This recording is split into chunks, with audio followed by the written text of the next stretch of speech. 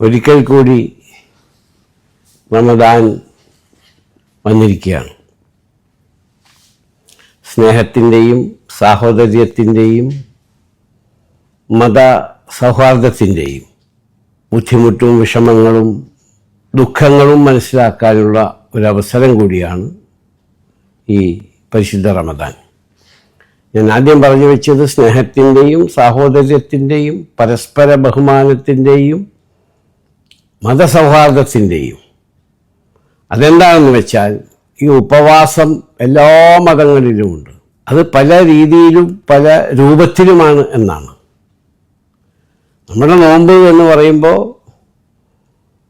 സുബഹി നമസ്കാരത്തിന് മുമ്പ് മുതൽ മഗ്‌രിബ് നമസ്കാരം ബാങ്ക് കൊടുക്കുന്ന വരെയുള്ള സമയമാണ് നമ്മൾ വെള്ളം പോലും കുടിക്കാതെ ഭക്ഷണം കഴിക്കാതെ ദൈവത്തിനെ മാത്രം ആലോചിച്ചുകൊണ്ട്. അത് നമ്മുടെ വയറിന് മാത്രമല്ല നോമ്പ്, നമ്മുടെ കണ്ണിന് നോമ്പ്, സംസാരത്തിന് നോമ്പ്, നമ്മുടെ പ്രവൃത്തിയിൽ നോമ്പ്. അതിനൊക്കെ ഒരു റെസ്ട്രിക്ഷനാണ് നോമ്പ്.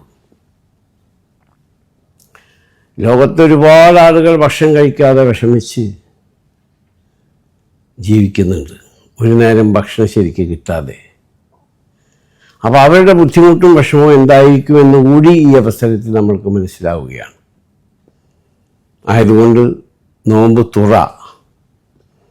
തുറക്കൽ ഗൾഫ് രാജ്യങ്ങളിൽ പ്രത്യേകിച്ച് അസോസിയേഷനുകളായാലും ശരി, മറ്റു സ്ഥാപനങ്ങളായാലും ശരി, മതസ്ഥാപനങ്ങളായാലും ശരി, മറ്റു സഹോദര സമുദായത്തിൻ്റെ സ്ഥാപനങ്ങളായാലും ശരി, അവരുടെ ആരാധനാലയങ്ങളായാലും ശരി, ഗൾഫ് രാജ്യങ്ങളൊക്കെ നോമ്പ് തുറക്കാറുണ്ട്, നോമ്പ് തുറ സംഘടിപ്പിക്കാറുണ്ട്. രാജനും മുഹമ്മദും ആൻ്റണിയും ഒരുമിച്ചിരുന്നു കൊണ്ട് ലോകത്തിന് തന്നെ മാതൃകയായ നോമ്പ് തുറ നമ്മുടെ ഗൾഫ് രാജ്യങ്ങളിലാണ് കൂടുതൽ, നമ്മുടെ രാജ്യത്തും നമ്മുടെ സംസ്ഥാനത്തും ഒക്കെ ഇതുണ്ട്. അപ്പോൾ എല്ലാ മതവിഭാഗങ്ങളിൽപ്പെട്ടവരും ഒരുമിച്ചിരുന്ന് നോമ്പ് തുറക്കുക, അതൊരു സാറ്റിസ്ഫാക്ഷൻ കൂടിയാണ്.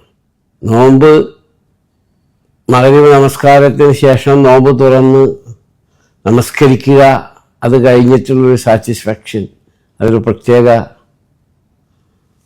അനുഭവമാണ്, അതൊരു സംതൃപ്തിയാണ്.